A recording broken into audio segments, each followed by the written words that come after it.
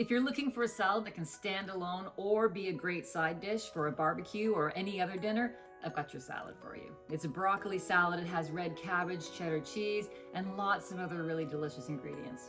Here's how to make it. Chop some bacon and cook this until it's crispy. Then drain it on a paper towel and set it aside.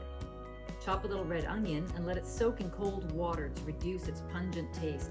In the meantime, chop the broccoli into little florets and cabbage, bite-sized pieces. Bring a large pot of salted water to a boil and blanch the broccoli florets until they're tender, just about a minute.